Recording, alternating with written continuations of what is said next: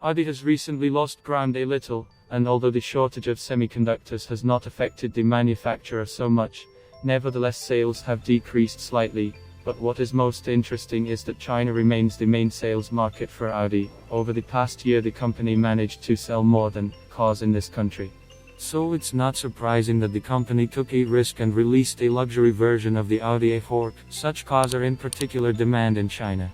Mercedes has long figured out this secret, and against the background of the increased popularity of the Mercedes-Maybach S-Class, they decided to supplement the line with a special luxury version of the Mercedes-Maybach S. Considering that crossovers are now at the peak of popularity, this is a good night move. The one in AUDI thought that they, too, could use their Maybach glass. However, the Q is not very suitable for this role, and the Q is positioned as a more sporty and youth solution. What should I do then? The new AUDI Q, which is being tested on the Northern Loop, is perfect for this role. A huge angular crossover with a large radiator grille famously dissects the racetrack and prepare for the upcoming premiere. He will have to fight with BMW X and Mercedes glass, and if AUDI does everything right, they will be able to repeat the success of the Q. By the way, those who think that this is some kind of long wheelbase AUDI Q for the Chinese market, I will immediately disappoint you. The Q looks different and its spy shots are already in full swing on the network.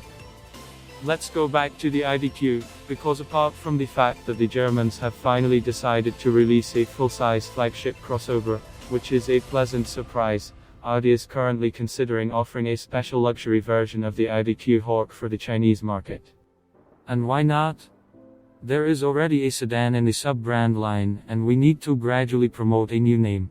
In addition, the Germans do not lose anything, because externally the HORCH version will stand out only with other discs, an abundant amount of chrome and luxurious interior trim with an emphasis on rear separate seats, so there will be no special costs.